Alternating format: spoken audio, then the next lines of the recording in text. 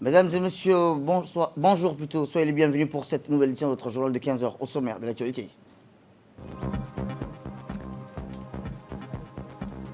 À la une dans l'actualité nationale, ouverture de la deuxième édition du salon Agro-Business National. Et enfin, toujours dans l'actualité nationale, lancement de la deuxième édition de la fête de la lecture.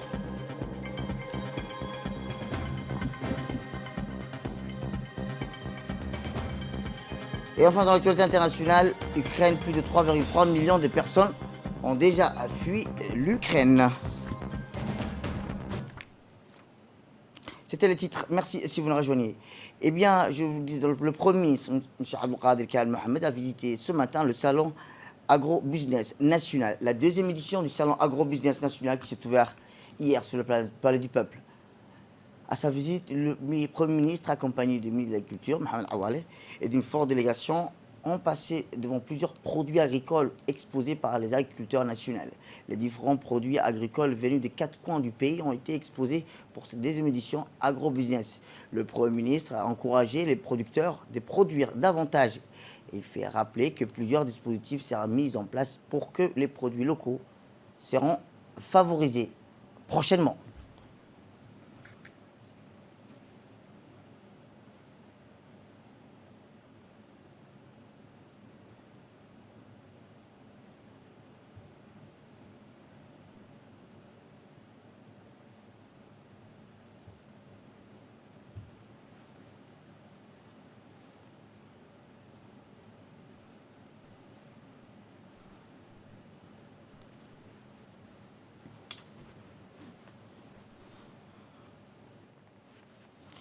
Eh bien, je vous le disais, la deuxième édition du salon de l'agro-business national qui s'est ouvert hier sur le planète du Palais du Peuple, une occasion pour les exposants venus des 4 coins du pays qui ont exposé leurs production régionale et faire découvrir ainsi les richesses du terroir djiboutien. Ces derniers ont exposé leurs produits des cultivateurs et d'éleveurs. Les produits exposés dans les différents stands fabriqués pour l'occasion sont issus de la récolte des cultures maraîchères, des légumes de toutes sortes, tomates, piments, gambos, oignons et arbres fruitiers comme les goyaves et les bananes. Et en marge des fruits et des légumes étaient présents également des start-up opérant dans le domaine de l'agri-tech et l'agri-food. Les invités ont ainsi pu faire le tour des stands, découvrir les régions et leurs produits, remplir leurs paniers de légumes, fruits, fromages, miel ou confitures. L'objectif a été de créer une vitrine commerciale pour les producteurs locaux. Les visiteurs venus nombreux et les échanges se sont avérés riches et fructueux entre les acheteurs et les producteurs. Ce salon de l'agriculteur, qui est sa deuxième édition, est progressivement devenu une manifestation agricole la plus importante du pays. Il s'agit là d'un rendez-vous incontournable des professionnels du secteur. Il convient de noter que ces événements a été organisé par le Centre Clé en étroite collaboration avec le PNUD.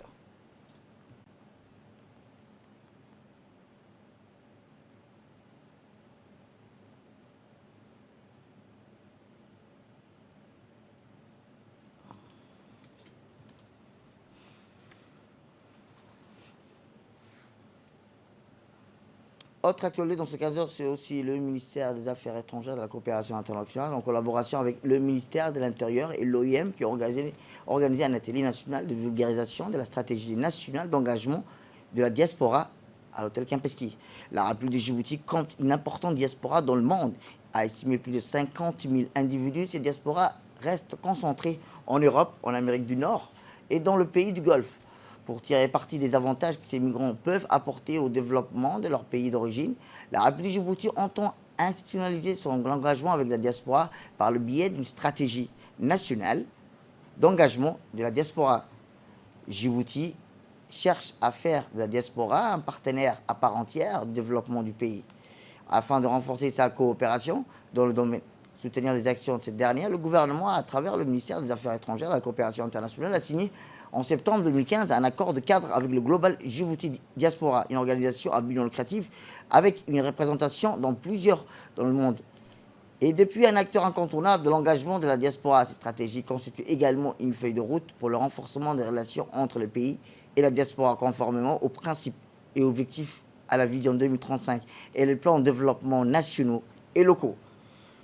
L'ambassadeur de l'Union européenne L'ambassadeur de l'Union européenne, M. Aiden Rouara, a rappelé que l'Union européenne est heureuse de soutenir l'atelier de vulgarisation de la stratégie nationale. Pour les pays d'origine, de transit et de destination. Et l'Union européenne est le principal bailleur de fonds qui accompagne Djibouti sur la question migratoire. Nos dons s'élèvent à ce jour à 3,5 milliards de francs djiboutiens, auxquels s'ajoutent des fonds mis à disposition pour des programmes régionaux.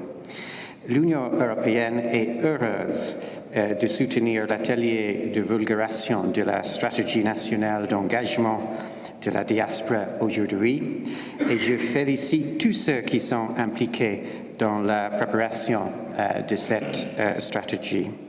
En effet, cette stratégie diaspora est un élément fondamental de votre stratégie nationale pour les migrations, validée en septembre, et pour laquelle un projet de plan d'action est en cours de préparation, processus que l'Union européenne soutient également largement. Eh bien, la charge de la mission de l'OIM, Stéphanie Davio, s'est réjouie de la tenue de cet atelier de vulgarisation de la stratégie nationale d'engagement de la diaspora. S'est engagé lors de la signature du pacte pour les migrations sûres et régulières à soutenir les gouvernements pour favoriser l'engagement des diasporas.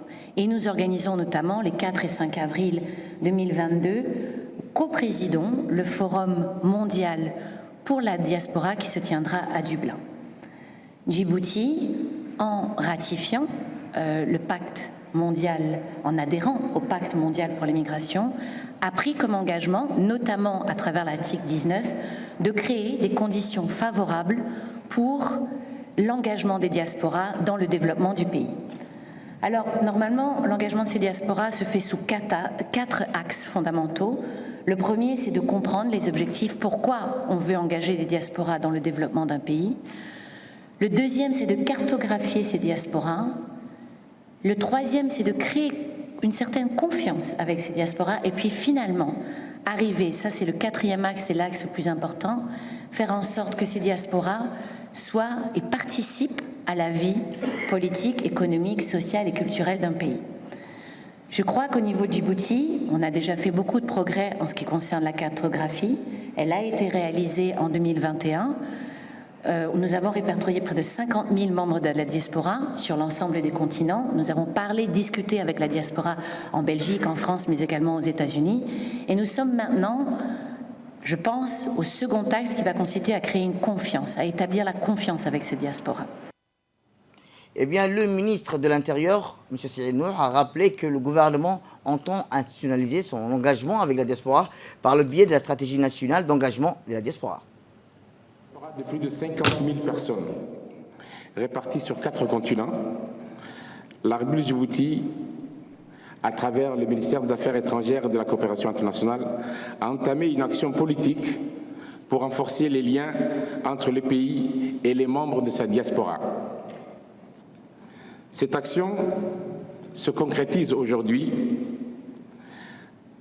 dans la stratégie nationale d'engagement de la diaspora qui a été lancée le 25 février 2021.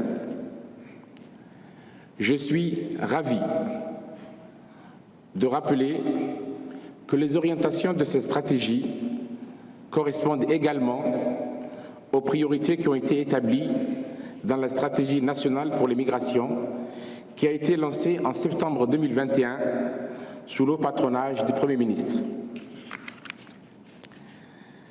Les membres de la diaspora djiboutienne ont toujours souhaité s'impliquer dans le développement de leur pays.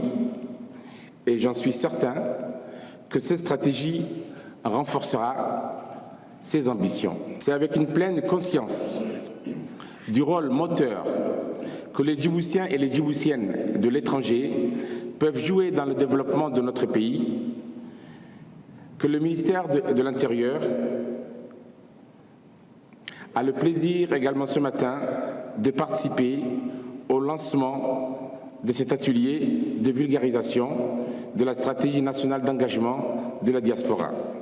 Excellences, Mesdames et Messieurs, cette stratégie qui s'inscrit dans le cadre de la vision 2035 vise aussi à développer une relation durable et mutuellement bénéfique entre le gouvernement djiboutien et les membres de la diaspora de son pays, afin de permettre à l'ensemble d'apporter une contribution substantielle au développement de leur pays.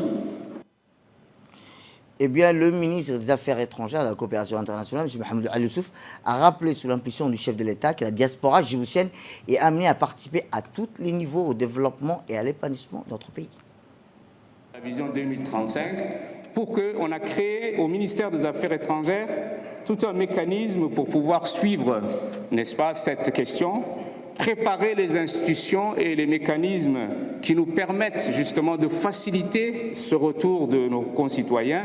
Et également, quand je dis retour, c'est le retour de leur savoir-faire, de leurs moyens financiers, de leurs énergies et surtout de leur initiatives de création d'emplois qu'ils ont acquis, ces initiatives qu'ils ont vues de par leur vécu dans les pays d'accueil. Donc nous sommes en train de travailler sur ce cadre, sur ce mécanisme. Nous avons créé un portail en 2019 pour pouvoir cartographier ces membres, de savoir où ils sont, dans quel secteur ils travaillent, etc., etc. Quel est leur tranche d'âge? Nous avons donc parlé également de l'accord cadre de 2015 qui a un petit peu établi ce cadre légal pour cette coopération entre la diaspora et les pouvoirs publics à Djibouti. Et aujourd'hui, dans un atelier de 2 jours, nous sommes là pour aider à la vulgarisation de cette stratégie avec ses axes de développement, ses priorités et qui se déclinent, n'est-ce pas, en action et en actes que nous devons poser dans les semaines, dans les mois à venir, et afin de réellement institutionnaliser ce partenariat. Et je le répète, c'est d'abord un partenariat entre les membres de la diaspora djiboutienne à l'étranger et les institutions de ce pays. Enfin, et dans la page magazine d'aujourd'hui, avec une altitude de 2600 mètres à Addis Abeba, la ville la plus élevée d'Afrique, Addis Abeba n'a pas pris d'altitude que sur le plan géographique. Elle servirait également au sommet de l'Afrique puisqu'elle est aussi la capitale, ce qui fait d'Addis Abeba la 3e ville au monde qui compte la plus de diplomates après New York et Genève, devenant ainsi la 3e poumon diplomatique mondial. Actuellement, 130 ambassades y sont installées.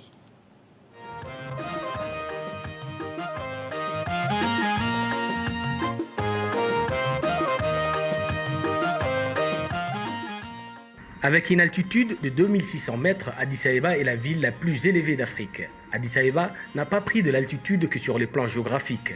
Elle s'est élevée également au sommet de l'Afrique, puisqu'elle en est aussi la capitale. Ce qui fait d'Addis Abeba la 3e ville au monde qui compte le plus de diplomates après New York et Genève, devenant ainsi le 3e poumon diplomatique mondial. Actuellement, 130 ambassades y sont installées. En plus d'être les sièges de l'Union africaine, la capitale éthiopienne abrite entre autres la Commission économique des Nations Unies pour l'Afrique. C'est au cœur de cette diplomatie à grande échelle que l'ambassade de la République de Djibouti à Addis Abeba a décidé depuis plusieurs années déjà de devenir à son tour les moteurs de la diplomatie djiboutienne sur le continent noir.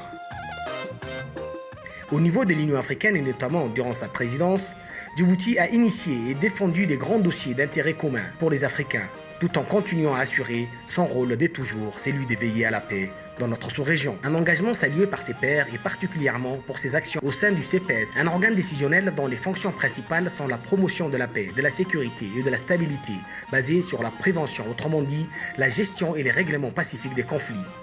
Ainsi, le 3 février 2022, la République de Djibouti a laissé une note pour l'histoire de l'Union africaine, en devenant le premier pays à se faire réélire pour une 3e fois consécutive au Conseil des pays de sécurité de l'Union africaine. Un vote certes, mais surtout l'expression d'une confiance, d'honneur et de reconnaissance pour la détermination et les engagements fermes de Djibouti en faveur de la paix, de la sécurité et de la prospérité en Afrique. Retour à Djibouti où le ministre de l'Éducation nationale et de la formation professionnelle, M. Moustapha Mohamed Mahmoud, a lancé aujourd'hui la semaine de la fête de lecture au lycée Jam' Youssouf Mahmoud. Cette 2e édition avait pour thématique « Lire en famille ». Ces choix répondent au souci de généraliser la pratique quotidienne et la culture de la lecture à la maison, au sein des familles. La semaine de la lecture est célébrée dans tous les établissements scolaires de la capitale et des régions par la mise en œuvre d'activités scolaires, périscolaires, littéraires autour de la lecture. L'événement s'est déroulé en présence des représentants de l'USAID, du CRF, du FHI et de nombreux parents. Ainsi, les associations des professeurs de français, cette fête de lecture est destinée à promouvoir la lecture, mais aussi, surtout, à renforcer la qualité des enseignants et d'apprentissage par la mise en place des activités riches et diversifiées, suscitant l'intérêt des élèves et les incitant à lire. Les officiels ont visité la série d'ateliers dans la lecture des contes, des fables, le théâtre et l'écriture, ainsi que le dessin, mais aussi la sténographie pour les enfants à besoins spéciaux, ainsi que le concours des 10 mots de la francophonie. A noter que des écrivains, dramaturges et de nombreux auteurs djiboutiens, dont notamment Cheikh Mouata, vont animer des ateliers. Cette belle fête fera le tour des établissements scolaires. Les établissements invités par cette cérémonie, la belle cérémonie de lancement de la deuxième édition de la fête, la lecture s'est achevée par une photo de famille avec l'ensemble des officiels et des participants. Eh bien, dans son discours, le ministre de l'Éducation nationale et de la formation professionnelle, M. Moustapha Mohamed Mahmoud, a pris la parole pour mettre l'accent sur l'intérêt de la lecture et l'écriture pour les enfants. Comment expliquer la raison pour laquelle nous organisons ce genre d'événement? Il s'agit bien sûr, depuis quelques années, nous assistons vraiment à améliorer la qualité des enseignements apprentissage. Nous travaillons sur plusieurs leviers et pour vraiment accélérer l'amélioration de la qualité des enseignements apprentissage. La lecture fait partie bien sûr des leviers sur lesquels nous voudrions travailler. Et nous travaillons dans nos bibliothèques, mais également les enseignants travaillent pour améliorer la qualité de la lecture de nos élèves, parce que s'il y a une amélioration à ce niveau-là, nous sommes convaincus que, bien sûr, après arrive la compréhension et arrive, bien sûr, après une meilleure expression écrite et, bien sûr, après l'expression orale. Donc, je voulais vraiment dire à tout le monde ici que, bien sûr, l'ensemble des membres du ministère et du personnel du ministère, au quotidien, font leurs efforts, que ce soit bien sûr les femmes et les hommes du terrain, mais également ceux qui sont au niveau du siège, font au quotidien vraiment un travail vraiment un travail assez dur, assez bien sûr continu, pour que nous puissions bien sûr améliorer la qualité de l'école djiboutienne. Donc encore une fois, merci. J'ai oublié aussi aux écrivains, parce que je les ai remerciés là-bas, les écrivains, et notamment, bien sûr, nous avons un écrivain aussi étranger, pas loin de chez nous, du Comore, pour la participation à cet événement. Donc, je lance officiellement donc, la semaine de la lecture, Inch'Allah, et j'ai dit bon courage à tous les acteurs de cette semaine, Inch'Allah. Santé à présent, où le ministre de la Santé, Dr Ahmed Roble Abdillah, a reçu ce matin dans son cabinet une importante délégation chinoise, la GX Foundation, conduite par la directrice générale Emily Chan, en présence de l'ambassadeur chinois à Djibouti, Mr. Hu Bin. Le ministre de la Santé, Dr Ahmed Roble Abdillah, a discuté par visioconférence avec le président de la GX Foundation, M. Chang Lun-Ying, pour discuter des voies et moyens de renforcer la coopération fructueuse entre la fondation chinoise et le département de la santé. Le GX Foundation est une organisation caritative chinoise à but non lucratif qui fournit une assistance humanitaire et médicale au niveau international. À ce titre, cette fondation vient d'octroyer un don important pour Djibouti qui constitue 2000 tests de dépistage rapide contre le Covid-19 et 10 000 tests de dépistage rapide contre le paludisme et 5000 tests de dépistage rapide contre la fièvre dingue.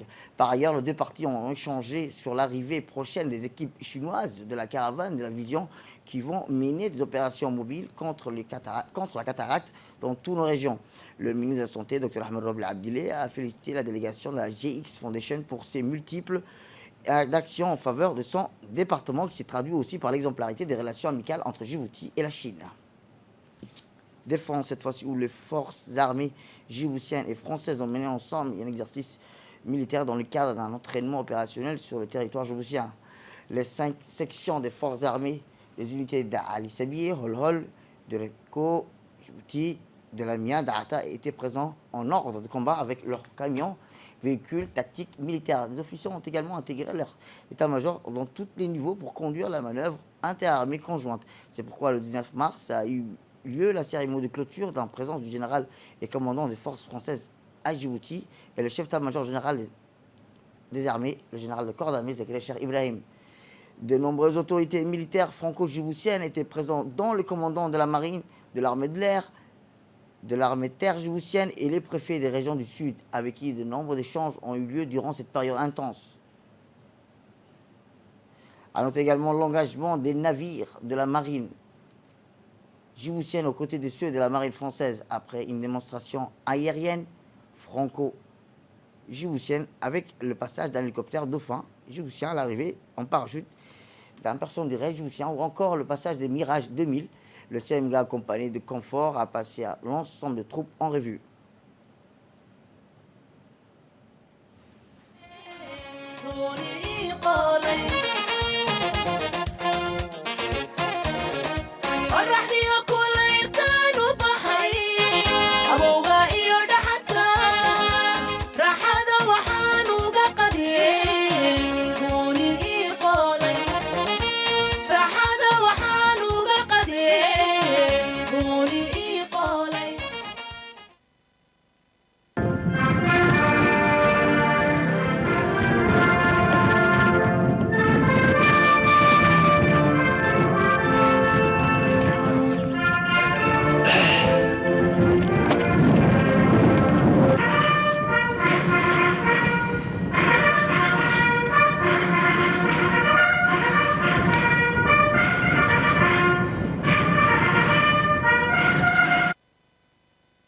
Le confort a lieu en ordre ce jour, soulignant que la particularité des relations djibouto-françaises est la complémentarité des capacités des deux armées. Direction le Nord, où la clôture de la saison de la Ligue a été honorée par la visite du préfet de Tadjoura, M. Hassan Dablé, le président de la Fédération djiboutienne de football et le vice-président du CAF, Suleiman Hassan Waberi, qui est le chef-d'œuvre du football djiboutien, a participé à la clôture de la saison de Tadjoura. Les 10 équipes de Tadjoura ont participé avec un fair play tout au long des journées de championnat de la Coupe de Tadjoura qui ont sécurisé le bon déroulement jusqu'à la dernière journée du championnat et à ce coupe. Les gagnants cette année sont l'équipe de Badaf, vainqueur de la Supercoupe de la Ligue de Tadjoura, l'équipe de Adaïlou, vainqueur du championnat de la Ligue de Tadjoura, et les vainqueurs ont été félicités pour leurs prestations sportives.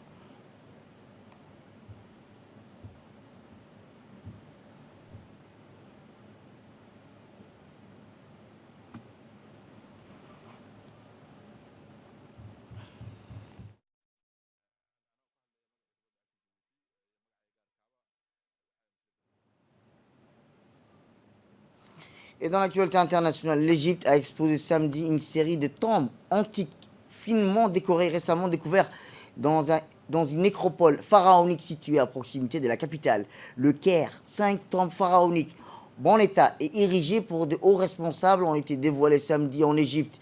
De Memphis, la capitale de l'ancien empire des pharaons, les tombes mises au jour au début du mois datent de l'ancien empire, de 1570 avant Jésus-Christ, et de 1069 avant Jésus-Christ, et de la première période intérimaire qui a entendu sur plus d'un siècle après l'effondrement de l'ancien empire. Selon le ministère du Tourisme et des Antiquités, les tombes ont été découvertes près d'une pyramide à degré de Djoser, dans la nécropole de Saqqara, à 24 km au sud-ouest du Caire. C'est la fin de cette édition. Merci à vous de nous avoir suivis. Restez avec nous pour la suite de nos programmes télévisés.